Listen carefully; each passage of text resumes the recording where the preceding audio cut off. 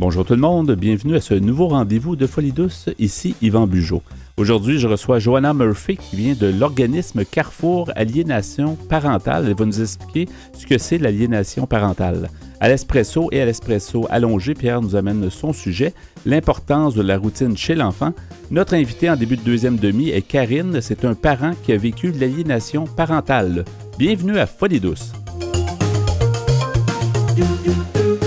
Nous sommes Folie douce. Nous donnons la parole à ceux qui n'arrivent pas toujours à se faire entendre. J'accueille maintenant mon invité, Mme Joanna Murphy. Bonjour, Mme Murphy. Bonjour. Bonjour, vous êtes intervenante spécialisée de l'organisme Carrefour Aliénation Parentale, un sujet qu'on va apprendre à connaître. Moi, personnellement, je ne connaissais pas ça, puis ça m'a intéressé de vous inviter justement pour en apprendre plus sur le sujet. Comment on peut expliquer d'abord l'aliénation parentale, c'est quoi? Résumé simplement, l'aliénation parentale, ça se résume en disant que c'est le rejet injustifié et inexplicable d'un enfant envers un de ses deux parents. C'est très important de comprendre que il y a, par exemple, 5 facteurs et indicateurs dont on doit tenir en compte pour être capable d'identifier qu'on est dans une situation, une dynamique d'aliénation parentale. Il y avait entre l'enfant et son parent ciblé, rejeté, un lien d'attachement avant la rupture. Il faut savoir que l'aliénation parentale, ça survient principalement en situation de post-séparation. Les comportements aliénants peuvent survenir également durant quand la cellule familiale elle est intacte. Oui. Mais à partir du moment où il y a séparation, éclatement de la famille, quand il y a de l'aliénation parentale, c'est que le lien d'attachement il y avait un bon lien d'attachement entre le parent et l'enfant. Il n'y avait pas d'abus, donc pas d'abus physique, sexuel ou de négligence due à de la consommation, par exemple, à de la dépendance. Il y a des comportements aliénants d'un des deux parents et il y a le rejet de l'enfant envers un de ses parents. Et l'enfant est un acteur dans ce rejet-là. Il va dire, par exemple, c'est pas papa qui dit ça, c'est moi. Et il a ce rôle, papa ou maman. Il n'y a pas de genre. Selon la personne. Parentale. Exactement. Il a un rôle, c'est lui qui joue le rôle dans le rejet. Donc, le parent dit favorisé et aliénant va souvent se cacher derrière la volonté de l'enfant. Il va dire, je suis pas responsable de ça. Ton enfant, il veut plus te voir, mais c'est parce que tu n'as pas une bonne relation avec lui. Mais il y a derrière tout ça une influence, il y a des comportements aliénants, qu'ils soient conscients ou inconscients chez le parent aliénant, qui va forcer l'enfant, qui va amener l'enfant à rejeter un de ses deux parents. OK, ça part d'abord d'une soit d'action, de façon de faire, de façon de vivre, puis là, l'enfant se reconnaît plus, ou je sais pas, il trouve pas que c'est une bonne situation, donc il rejette le parent, c'est un peu ça? Oui, en fait, c'est que une situation d'aliénation ne va pas exister sans que l'enfant se retrouve à un moment ou à un autre dans un conflit de loyauté. Il reçoit un message direct ou indirect, conscient ou inconscient, de rejeter son parent. Par exemple, un parent qui a beaucoup de difficultés à accepter la séparation et pour qui l'identité sociale passe par la famille ou la paternité ou la maternité, et qui a beaucoup de difficultés à admettre le fait qu'il n'est pas à temps plein avec son enfant, va projeter sur son enfant sa peine, ses désirs d'être de relations fusionnelles, par exemple. Et il s'agit qu'un enfant soit exposé à un parent qui soupire comme un roseau une demi-heure avant le moment où il doit aller chez son parent, pour que l'enfant enregistre « maman ou papa n'aime pas ça quand je m'en vais chez papa ou maman, chez l'autre parent ». Et il va intérioriser ça, et il va en venir doucement, mais sûrement, à ne plus avoir envie d'aller voir son autre parent.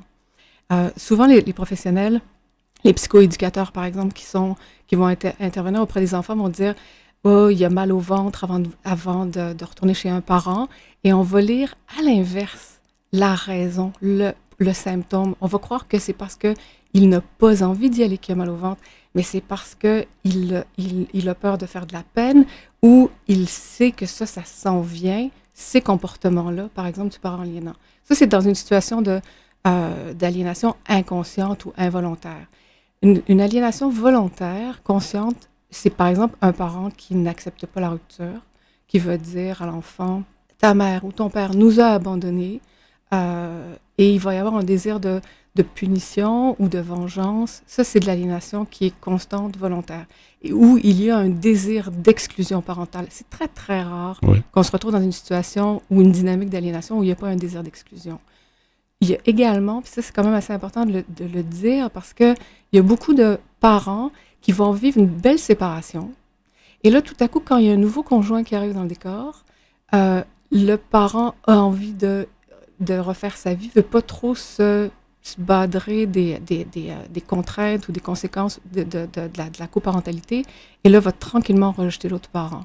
Alors qu'il y avait une belle coparentalité, l'arrivée d'un nouveau conjoint va totalement faire dévier la coparentalité puis la relation entre un enfant et son parent. Est-ce que, justement, Murphy, est-ce que l'aliénation parentale, c'est un sujet qui existe depuis longtemps? On s'y penche et puis on s'y intéresse depuis longtemps ou c'est récent quand même? Non, ça fait quand même, la science, elle est quand même assez claire là-dessus. Là. Ça a été identifié, les premiers écrits scientifiques par rapport à ça datent des années 1980. Depuis, la science a évolué. C'est quand même un sujet qui est assez controversé parce que l'aliénation parentale, il faut comprendre que c'est un continuum. Au Québec, par exemple, on va parler d'aliénation quand l'aliénation est avérée, c'est-à-dire que le rejet est fait. Il y a eu rupture de lien. Or, l'aliénation, c'est un continuum. Ça commence à partir du moment où un enfant est exposé à des comportements aliénants. Mais c'est controversé parce que ça a d'abord été établi d'un point de vue scientifique par rapport à un syndrome.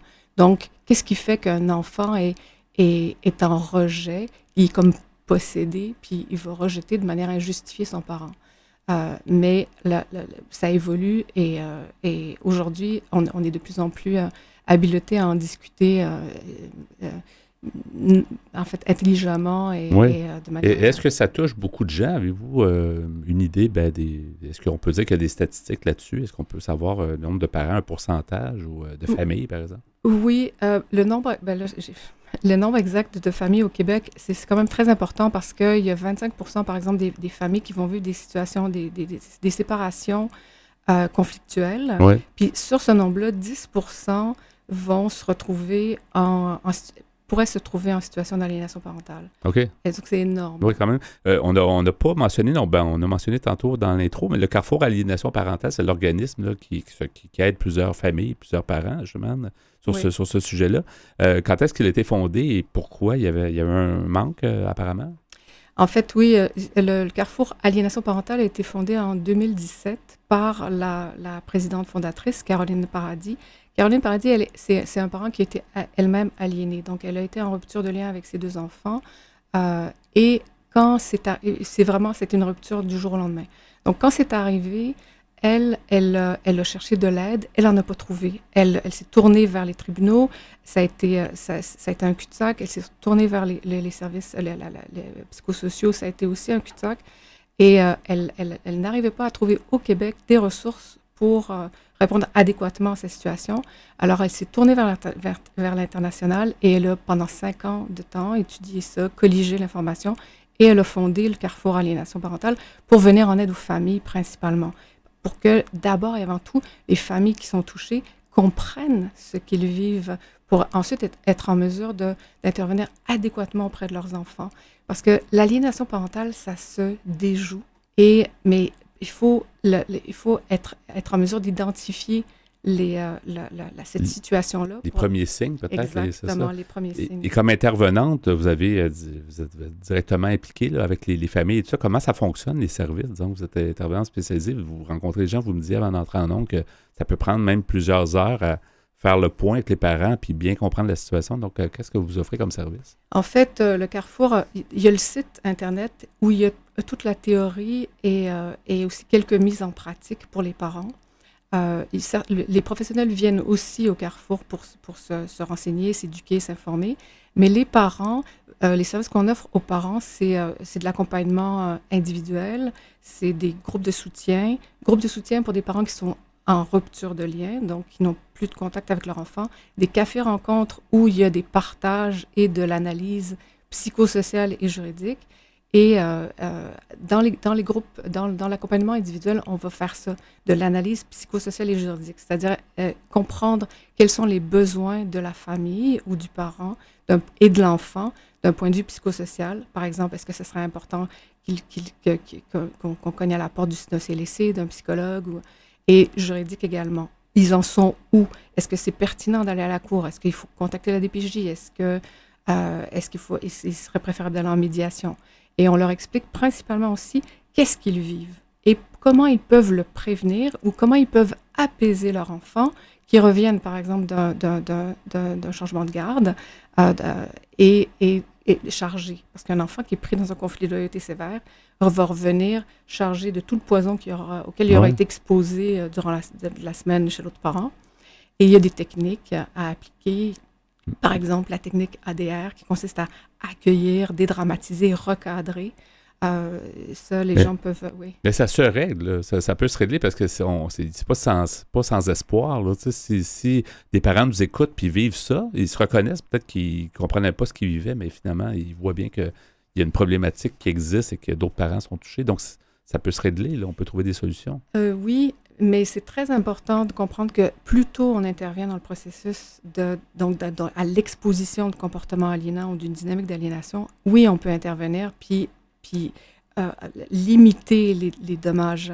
Mais parfois, il faut, quand la pression est très forte, on aura beau offrir toute la résistance ou les soins adéquats. C'est quelque chose oui, il y a de l'espoir. C'est très important de le dire, vous avez raison. Mais la prévention, la sensibilisation, l'éducation est primordiale. Parce que même les intervenants sont très peu formés à ça. Et ils se retrouvent souvent dans des situations où il est comme trop tard. L'enfant, il est tellement pris dans un conflit de loyauté qu'il en vient à cette situation où sur le spectre là, des comportements aliénants et de la dynamique, où il se retrouve à la fin vers un risque de rupture de lien ou en rupture de lien. Et là, c'est très difficile de faire marche arrière. C'est important de bien faire connaître cette problématique-là, parce que je ne dois pas être le seul, mais j'avais jamais entendu parler. Je pouvais concevoir qu'il y a des situations comme ça qui peuvent exister, sauf que de le nommer comme ça, de dire que c'est une problématique en soi, c'est intéressant que les gens le sachent. Là. Absolument, c'est très important. Parce que c'est beaucoup plus fréquent qu'on pense. Parce que à peu près dans toutes les familles où il y a séparation, il va y avoir des comportements aliénants de manière involontaire. Le problème, c'est quand l'aliénation, ça se passe sur la fréquence et l'intensité. Et plus un enfant est exposé à des comportements, à des attitudes aliénantes, plus que c'est fréquent et intense, plus il va être appelé à rejeter son parent. Et peut-être certains enfants sont plus sensibles à ça, d'autres vont passer à travers ça, puis vont se dire, c'est un peu normal, le conflit entre les parents qui se séparent. Hein. Exactement. C'est-à-dire qu'il y a des enfants on va dire qu'ils ne sont pas aliénables. Ça peut dépendre des tempéraments. Un hypersensible va peut-être intérioriser, on ne va pas se rendre compte du tout qu'il est affecté par ça, puis tout à coup, la pression va tellement être forte qu'il va en arriver à dire, bon, c'est terminé, moi, je n'en peux plus, alors je choisis mon camp, donc je vais aller vers le parent aliénant. Parce qu'il faut comprendre aussi que l'enfant répond aux besoins du parent aliénant, que ce soit de rejeter ou que ce soit de le protéger, de répondre à son besoin d'affection ou d'être rassuré. L'enfant sent qu'il y a quelque chose, puis là, prend peut-être la décision de tenter d'amoindrir son... C'est pas tant qu'il prend une décision, c'est qu'à un moment donné, il n'y a plus le choix. Parce que la pression est tellement forte, il ne peut pas faire confiance à son instinct. Son instinct lui dit « moi, j'aime mon parent ». Et l'influence qu'il reçoit, le message qu'il reçoit, c'est « tu ne devrais pas aimer ton parent et tu devrais le rejeter ». Alors, à un moment donné, l'enfant, il snap. C'est déjà terminé. On va donner les coordonnées. En fait, le site web, peut-être la meilleure façon pour en savoir plus puis avoir les infos. Qu'est-ce qu'on cherche? C'est très simple. C'est carrefouraliénationparentale.ca. Bien, excellent. On va chercher ça certainement. Merci Et il y a beaucoup. Également la page Facebook. Oui, on cherche la même chose, Carrefour Aliénation Parentale. Merci beaucoup, Mme Murphy, Joanna Murphy, donc intervenante spécialisée.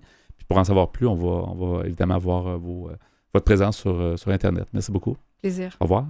Vous voulez savoir de quoi on a de l'air et qu'est-ce qu'on mange en hiver? Venez découvrir notre site web antenne.qc.ca, antenne.qc.ca.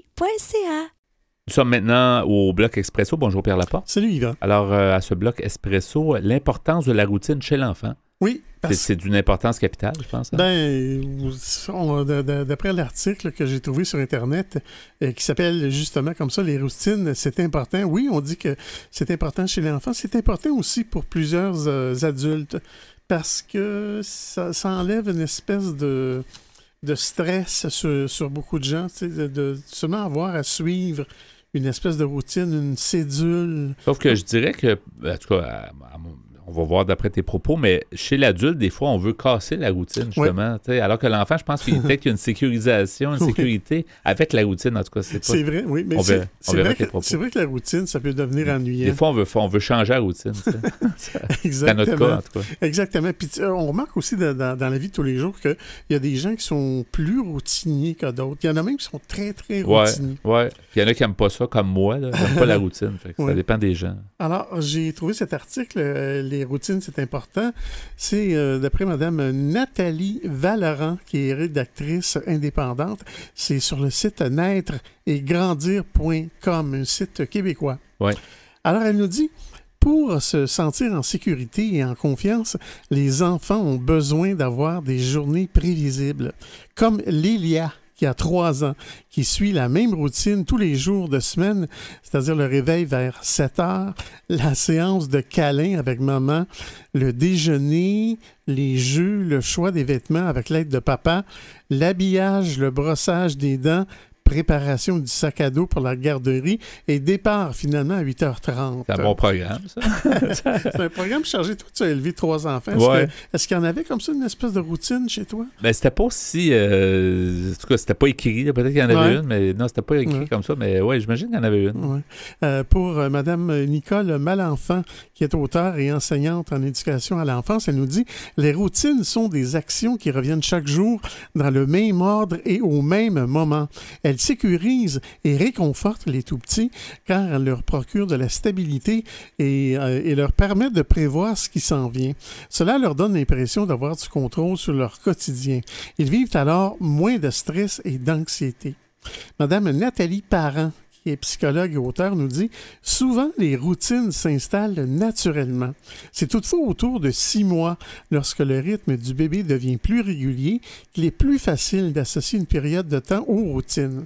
Et c'est vers 18 mois, quand l'enfant commence à être plus autonome, qu'il y participe plus activement. » Un avantage des routines est qu'elles aident l'enfant à se repérer dans le temps. Madame Malenfant nous dit « Quand la routine du soir d'un enfant commence, il sait qu'il va devoir prendre son bain, mettre son pyjama, brosser ses dents, se faire lire une histoire, puis faire son dodo.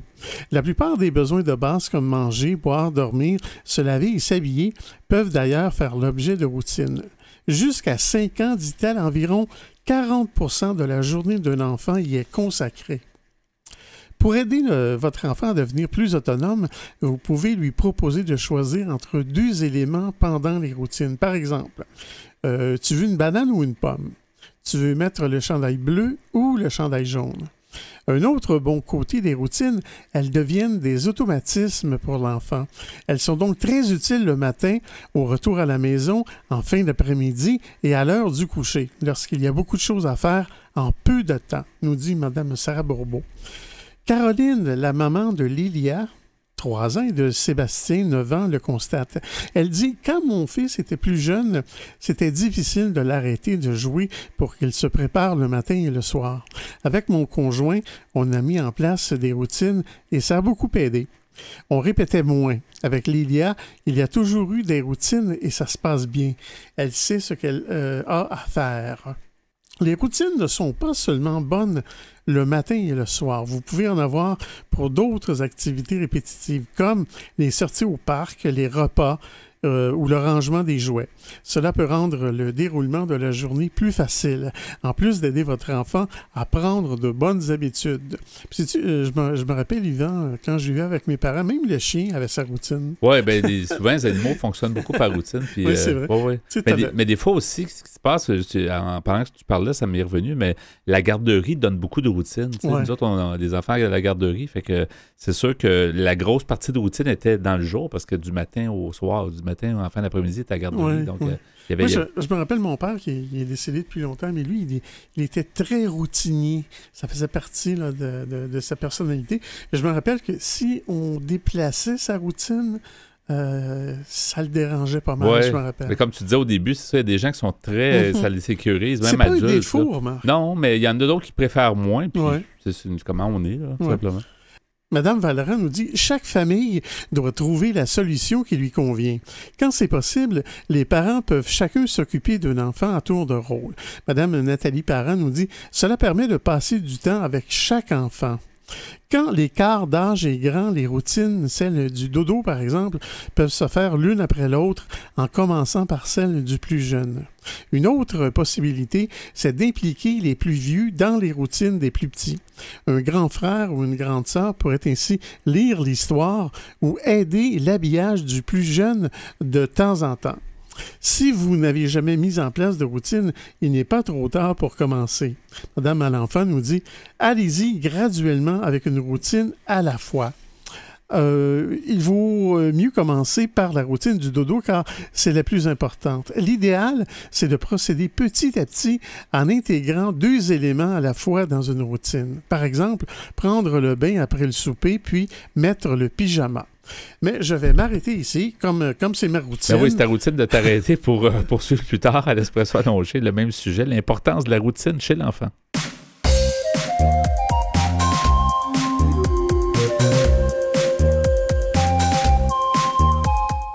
À venir dans l'émission, notre invitée est Karine, un parent qui a vécu de l'aliénation parentale. Elle nous parle de son expérience.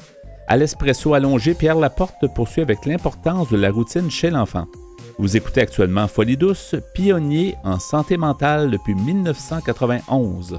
Folie douce, une communauté, une radio.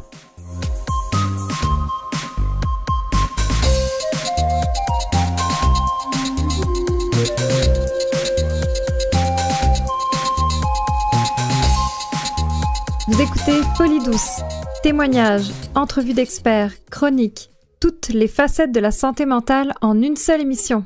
J'accueille maintenant notre invitée, Karine. Bienvenue à Folie douce. Bonjour, merci. Voilà. On fait suite en fait à l'entrevue qu'on a eue un petit peu plus tôt dans l'émission avec Joanna Murphy qui nous parlait de l'organisme Carrefour Aliénation Parentale, qui nous a expliqué aussi les grandes bases de l'aliénation parentale.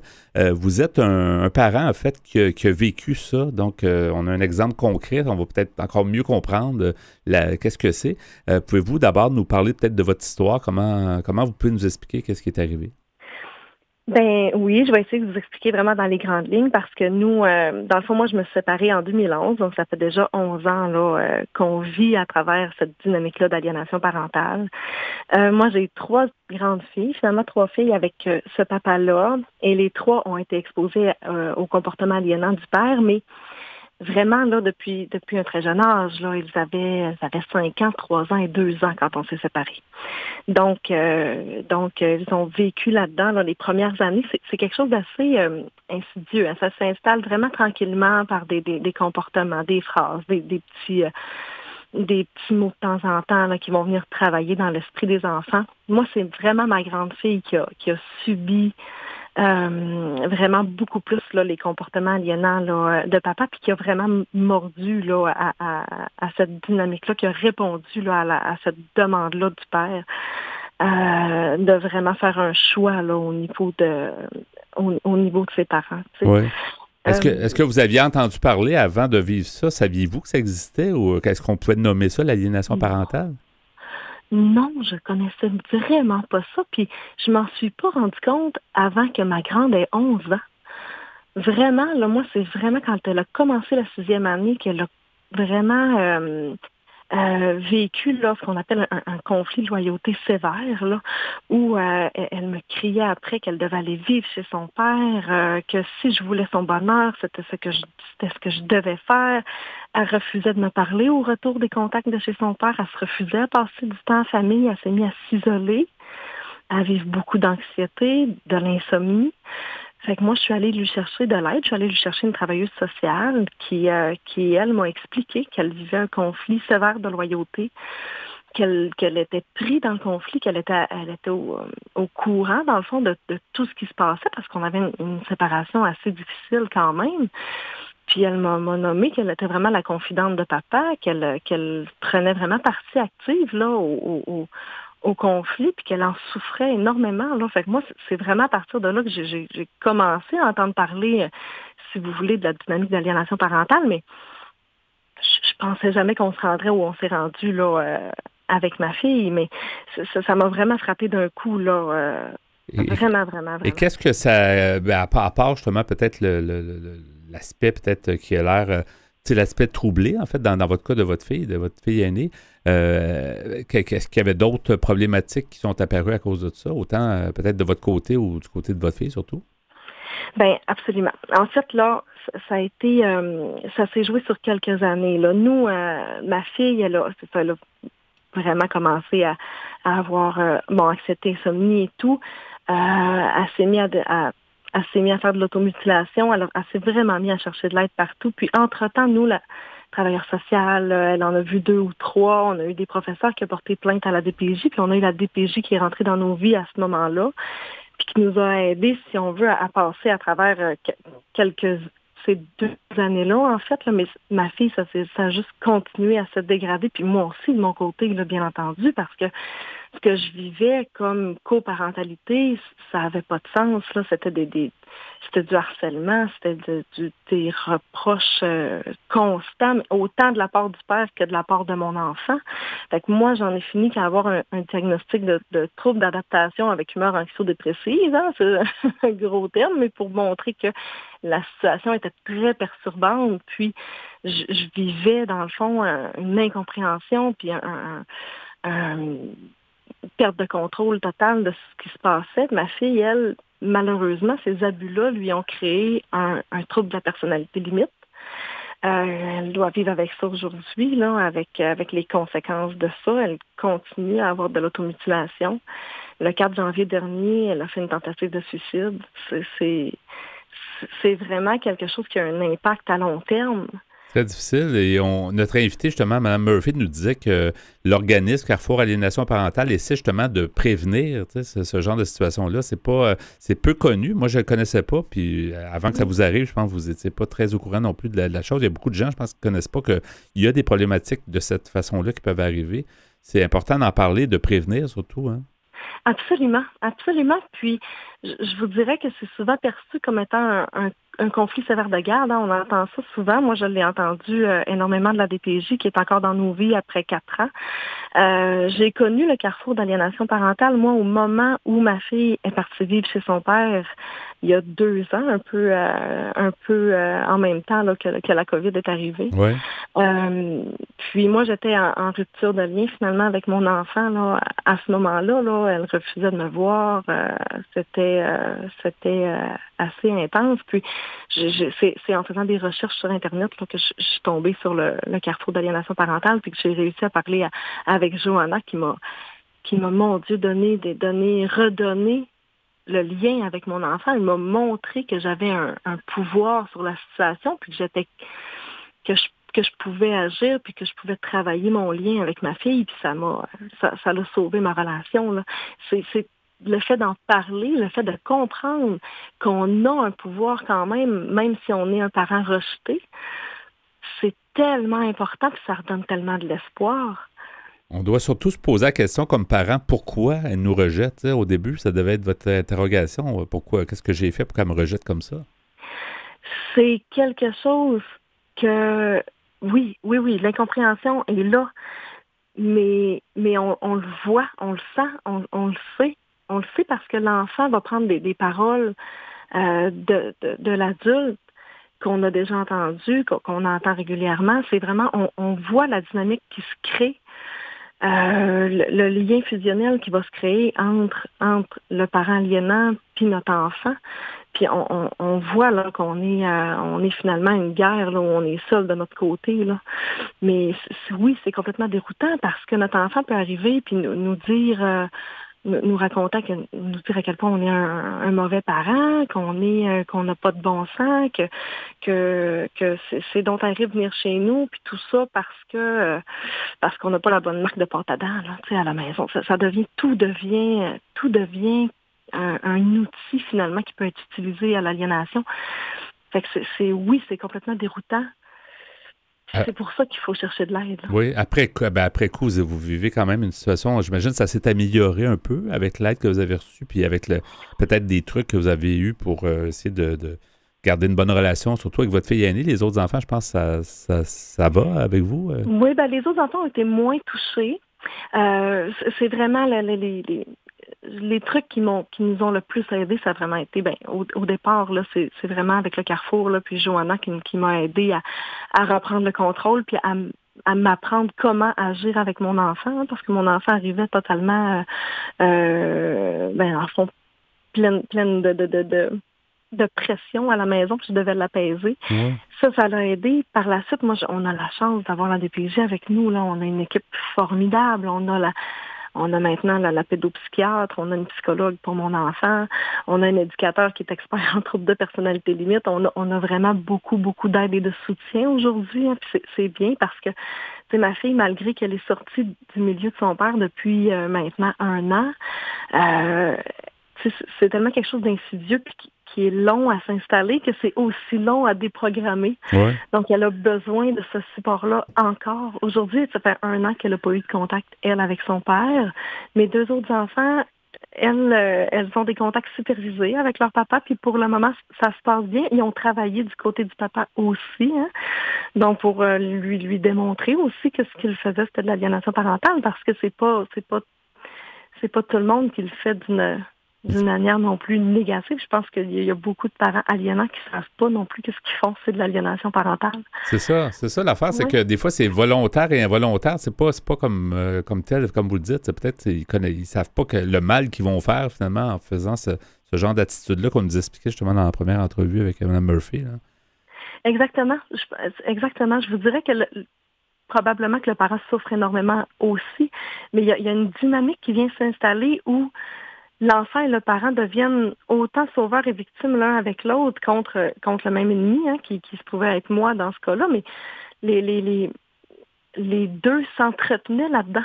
Oui. Et moi aussi, en réagissant, en essayant de raisonner mon enfant, parce qu'on agit d'une façon instinctive, où on fait, voyons, mais qu'est-ce que tu dis là? Mais je t'aime, mon enfant, puis pourquoi tu me parles comme ça? Puis pourquoi? Puis on essaye de raisonner, puis on fait juste comme alimenter, finalement, ce cercle vicieux-là de l'aliénation parentale, puis le rejet. Fait qu'il faut vraiment mettre un stop, puis il faut vraiment connaître les astuces, finalement, pour déjouer cette aliénation-là. Les parents qui nous écoutent actuellement, qui vivraient une situation comme ça, vous leur diriez quoi? Vous leur conseillerez quoi pour justement améliorer la situation? Ah, mon Dieu, ma fille leur dirait de ne pas avoir d'attente ou de ne pas mettre leurs attentes sur le dos de leur enfant parce qu'on est tellement blessés nous-mêmes. On voudrait donc comprendre, puis on voudrait donc qu'ils nous expliquent qu'est-ce qui se passe, puis ils sont pas capables, ils vivent la culpabilité de ça.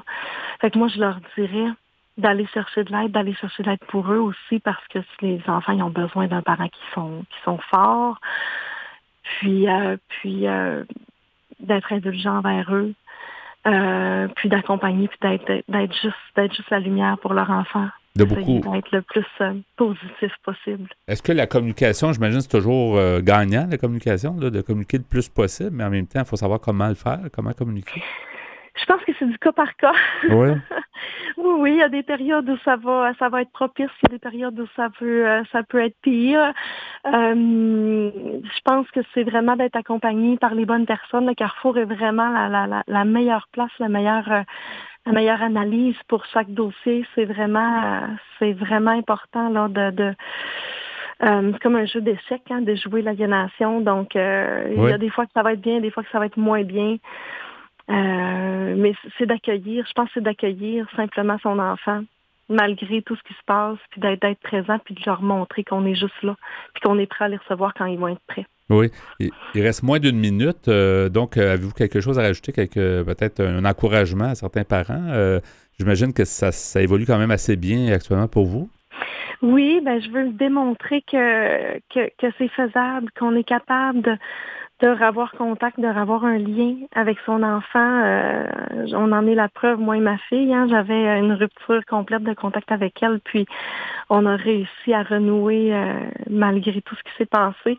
Fait qu'il faut garder espoir, puis c'est en parlant, c'est qu'on réussit à déjouer, puis ce sera un message d'espoir que je veux lancer. Merci beaucoup. C'est très généreux de votre part, le témoignage. J'espère que ça va bien aller pour les mois et les années à venir. Je crois que c'est bien parti, mais je vous souhaite le meilleur pour la suite avec vos enfants, bien sûr. Merci beaucoup. Merci, Karine, d'avoir été avec nous à Folie Douce. Merci. Au revoir. Au revoir. De retour au micro à Folie douce, qui vous renseigne sur les difficultés émotionnelles. Nous poursuivons au micro avec l'espresso allongé et l'importance de la routine chez l'enfant, Pierre. Oui, d'après un article que j'ai trouvé sur Internet, écrit par Mme Nathalie Vallerand, qui est rédactrice indépendante.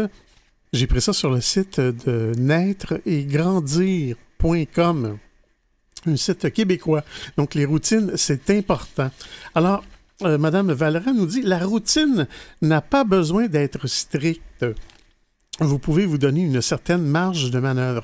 Par exemple, quand David Michael, il y a 5 ans, est chez son papa Patrick, la routine du dodo se termine parfois par la lecture d'une histoire ou parfois par l'écoute de musique. Madame Nathalie Parent, qui est psychologue, nous dit « Ce n'est pas grave non plus de modifier la routine à l'occasion en sautant une étape ou en changeant l'ordre. L'important, c'est de dire à l'enfant que c'est une exception. » Lors de la routine du soir de Justine, qui a 5 ans, ses parents lui font un petit message à tour de rôle. C'est précieux pour elle, dit sa mère Stéphanie. Elle nous dit, même si l'un de nous deux est absent, on la prévient et ce n'est pas un problème. Madame Sarah Barbeau nous dit, la routine ne doit pas comporter trop d'étapes, sinon l'enfant ne se souviendra plus de ce qu'il doit faire et dans quel ordre. La routine doit donc s'adapter et l'âge est aux capacités de l'enfant. Selon Mme Nicole Malenfant, elle nous dit « Ennuyante la routine, pas si vous y ajoutez du plaisir. » Elle nous dit « Essayez de changer votre regard sur les routines pour les voir comme des occasions de passer du bon temps avec votre enfant.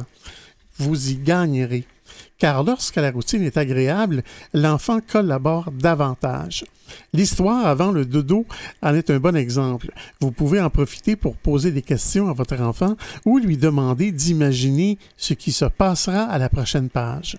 Le matin, pour motiver votre enfant à terminer sa routine à temps, vous pouvez aussi lui permettre de faire une activité qu'il aime lorsqu'il sera prêt, comme par exemple faire un casse-tête, un dessin, des jeux, etc. Maintenant, 5 questions sur les routines. Première question. Quand c'est difficile de démarrer la routine du soir, comment aider mon enfant? Madame Sarah Bourbeau nous dit, quand un enfant doit arrêter une activité qu'il aime pour se préparer à aller dormir, c'est normal qu'il soit frustré et qu'il résiste. Elle nous dit, la clé pour que ça se passe mieux, c'est souvent de le prévenir quelques minutes à l'avance. Pour cela, il vaut mieux utiliser un sablier ou une minuterie pour rendre le temps plus concret pour votre tout petit. Mais c'est ce que j'allais dire, mais souvent même verbalement, moi par expérience, de dire dans 15 minutes, genre, ou dans quelques minutes, on va, tu sais, fait que tu prépares verbalement, parce que jusqu'à un certain point, le sablier, je me demande si ça peut pas stresser certains enfants. Je sais pas. Chacun ses choix. C'est pas tout le monde aussi qui ont des sabliers à la maison. Non plus, oui.